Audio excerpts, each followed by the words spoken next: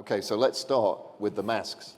This session is technology in times of post-COVID. Is that a misnomer? Are we in times of post-COVID, or are you, like we are at The Economist, a little wary about the possibility of another wave on the way? It's like quantum physics. We both are and aren't. Right. We have a double state.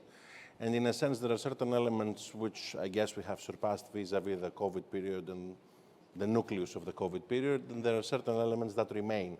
And I think that this is something that more or less we expected. If you read literature about any pandemic in the history of the world, not only on the digital sphere, but overall vis-a-vis what happened in any pandemic, there's a phenomenal book called Epidemics and Society, which captures that, by Frank Snowden, I think. You can see that after any pandemic, after 2 or 3 years, effectively, certain things as social norms remained, or as policies. And Yuval Harari wrote a very interesting essay on the FT. I think it was, actually it was the weekend of the first lockdown, March 2020.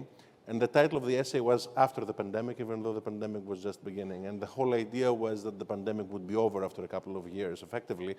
But what would remain would be your policy choices, and especially on the digital front. So be very careful with regards to what choices you will be making. And careful, I think we were. We decided as a government to follow an acute strategy of empowerment. We had already designed a strategy, our Prime Minister and his team in Greece, to empower citizens by digitizing public services, simplify public services, offer gov.gr as the key premise of our digital policy, and we decided to continue upon that policy by rendering it also a policy to battle the virus, because as we were eliminating interactions, we were effectively limiting the reasons to meet other people physically. And the numbers show that this was successful.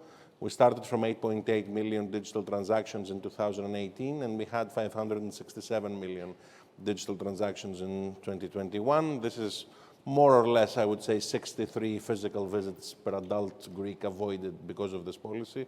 So I guess it's a success. Yeah, that does sound like a success. I want to invite you to reflect a little bit on a counterfactual. So there's been a lot of, we've talked about this more than once, the impact that COVID had as an accelerant on the uptake of the development of digital services and the uptake of digital services. I'd like you just to sort of go through a counterfactual. Where would we be now had we not been confronted by COVID? What would Greek policy have been?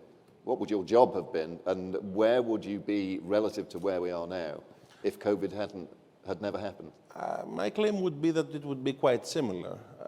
And in effect, in order to make this case, I would ask you, even though it's in Greek, to see what we said mid-2019 after we were elected in Parliament. Effectively, we described the same projects. We described gov.gr, we described the 5G auction, which was mentioned just before. We described a series of projects which we said would happen by specific timeframes, and the deadlines were met. What happened was, I would say, work on top of this. We wouldn't, for instance, have vaccinated the whole population through a very sophisticated digital system, which acted, I think, as a signal over and above vaccination that the state's processes and overall state services shall change because of what we're trying to do. We wouldn't have created the full spectrum of digital projects which were COVID-specific. What happened through those projects is that, in effect, they acted as mechanisms for onboarding, even for people who were not digitally very savvy, who had other people who would help them, members of their family or their accountants in many cases. People onboarded certain COVID-specific projects, and this sort of created a hype for digital policy, which increased demand. If we divide overall the digital policy of this government in demand and supply, I would say that the supply would have remained the same with the exception of the COVID-specific measures. Question mark vis-a-vis demand, because COVID accelerated certain demand parameters. Right, indeed, and that is hard. It's hard to sort of calculate with any sense of accuracy how things might have changed without that demand. What comes next then for you? I mean, you have done everything that's on record in response to COVID as it unfolded. What are the coming challenges? So what's left on your agenda? I mean, that's not to suggest you'll ever finish it, because I'm sure you won't. But what are the big challenges that you see directly in front of you? Actually, short comment with regards to what you just said.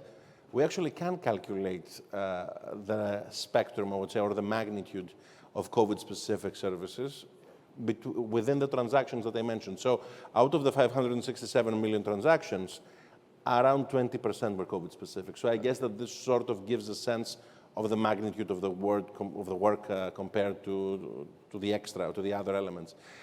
With regards to what's next, I think that we're only at the end of the beginning, to use a very famous quote. Why? Because Greece had a very big problem to solve originally. We had one of the most bureaucratic countries, certainly in the OECD. There are many studies which manifest this. There were studies even before the Greek financial crisis which showed that we were first amongst OECD members with regards to the cost of administrative burdens in our economy, in our GDP. What happened during the financial crisis was that the Greek GDP contracted, so one could make the case that this sort of remained so. We're now recalculating the exact cost of administrative burdens. So what happened is that we had started solving for this. Have we fully solved for this? No. We have digitized and simplified a full scope of services. We have 1,400 plus services in the portal. We started by 501 services. What's next is that we need to find what the denominator is. This is the numerator. No country knows the denominator. Countries generally don't know. A bank knows how many services it offers or how many processes it has. A state typically doesn't. So what we're trying to do is that this Friday we're launching a project called Mythos. It comes from ancient Greek mythology and the Minotaur and Ariadne's help of Theseus. So overall, the whole concept of Mythos is that we wanted to calculate the exact scope of processes in any life event of a citizen or of a corporation to have a sense of what's already digital or not. And then once you can measure, you can systematically simplify. Now we're simplifying, but we're doing it, I have to say, in an ad hoc manner. We know what we want to simplify Pareto-wise. We know what things we typically do when interacting with the state. You renew your driver's license, your child goes to kindergarten, you enter a hospital, etc., etc. But we need to find the more, I would say, granular things and try to simplify them using technology. And this is what this project will allow us to do. In my view, it's one of the core projects for this year. Obviously, we also need to procure the full scope of the RRF projects. Greece has a Marshall Plan in our hands for this decade, which is the RRF, the post-COVID reconstruction funds of the EU. This comes on top of the traditional European structural funds. I would say that those funds are extremely important for us on the digital policy front to implement a strategy which would have otherwise been extremely difficult to implement. Back in 2019, we were calculating and mapping the projects that we wanted when speaking with the other ministries, and we found out that we simply didn't have the budget to implement 100% of the policy, and we needed to make very, very difficult choices between, I would say, facets of necessity. Now we have the budget to implement what we really want, what's necessary, and on top of it, what we should be doing in order to transition to a new era, to a new period, what we call the fourth industrial revolution, rather than solely the outstanding issues of the past. So procurement for these projects is a huge task on its own. We have never procured at that scale. So we have a separate team, a separate organization called Information Society, which is doing so. They're writing the RFPs of the projects and they're procuring at the same time. Obviously, there are many other things on the telecom front. There are many other things on the policy front. Just to quote two extra things that we will be doing in the next couple of weeks. The first one is that we're presenting a bill in Parliament on emerging technologies, which is not something that Greece has typically done. Typically on regulation, especially on the technology front, we act as quote-unquote price takers. Typically it's Brussels that regulates and you have a seat at the table.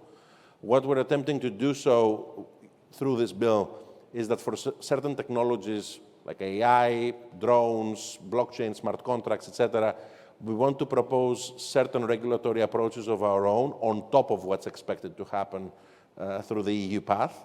I think that this shows ideas leadership, and we have people on the ground who know how to do this. So this bill hopefully will be voted by the Greek Parliament by the end of July. And on top of this, I think we have a very interesting symbolic move which we're doing. We said that we would transition to digital IDs at the beginning of our tenure. and we're doing so. Hopefully on July 27th, depending on the schedule of the Prime Minister, we will be launching driver's licenses and IDs on a separate application on a wallet app on your phone. And I think that this is very interesting. It will have use cases, obviously. You will be able to circulate within Greece to begin with using only your mobile phone. You won't have to carry your ID anymore. But I think that it's very interesting to have such a symbolism within the digital policy project as well, because it symbolizes the end of an era and the beginning of a new one. Fascinating, yeah. The new technologies law that you mentioned, what's the spirit of it? So you want to go beyond what Brussels is mandating to achieve something different for Greece. What is that difference? What's the spirit of what you're trying to put through? Well, if I were to make an analogy from the digital field, I would say that traditionally, I mean, if you think of Greece, not only on digital, but on any field, more or less, you would say that even in the past years before our government came in, the country had the hardware but lacked the software. So you have phenomenal location, phenomenal people, but the policies, the software, were not there to unleash the growth potential to the extent that it could. The Mitsotakis administration is effectively trying to do that thing. We're trying on every policy field to create the scope of laws, policies, regulations, and specific projects which will unleash this potential. And through our digital policy overall, we're trying to unleash the potential of phenomenal engineers. Effectively, this is what we're trying to do here. It's a signal of ideas leadership, but I think it's also practical and on the ground. And practically speaking, to give you one example, any big company in Greece that will be using AI to make labor decisions shall say so. They will need to say so publicly. We're delighted that this is happening, but it should be public. Everybody should know what algorithms are being used. We need to have algorithmic transparency, etc. I think that this showcases, again, a philosophy of empowerment. We want to move forward, but we want to project our values on the technology. And the idea is that values are projected both on the books of law and on the screens of code. And I think that this is something which overall distinguishes the European Union. This is what we're trying to do through regulation. The EU is a regulatory superpower. We're trying to project values on technological development. And I think that member states like Greece should attempt to do so given their set of strengths and weaknesses. We have lots of strengths on the digital and engineering fields, and we want to unleash them. Fascinating, thank you. You mentioned, well, you didn't. Other people in the previous panel mentioned talent, the importance of people. You mentioned freeing engineers, as it were, empowering engineers. This may be beyond your brief, in which case I apologize, but what's the role of government in ensuring that Greece has and can mobilize the talent that's going to be needed to bring around the transformation that you have in mind? Well, overall, we need I guess it's a full scope of things. A part of it is that talent that left Greece. Again, to quote a very famous author, a very famous journalist, Thomas Friedman, I remember quite vividly an article written by Thomas Friedman at the beginning of the Greek financial crisis on the New York Times. And it was the moment when Greece had signed its first IMF bailout. And Tom Friedman said at the end of the article that I'm not going to be watching the bond spreads in the coming years. I'm going to be watching one thing, one single variable, the young Greeks. If you see them fleeing the country, start selling Greek bonds. If you see them staying or some of them coming back, it's the time to start buying. And they're coming back. They're coming back right now. The RRF, the overall policies that this government is promoting are enabling this, especially on the technology fields, but it's obvious on the ground that lots of people who previously lived in London or who previously lived in the US start seeing opportunities in Greece, and this is why the unemployment rate is declining. So a part of it is to bring talent, which is the low-hanging fruit, let's say. The second element of the answer to your question, I think, is how to generate even more talent at scale and at scope. And overall, the education systems around the world are changing, right? In the generation of my parents, it was a narrative of a sole degree.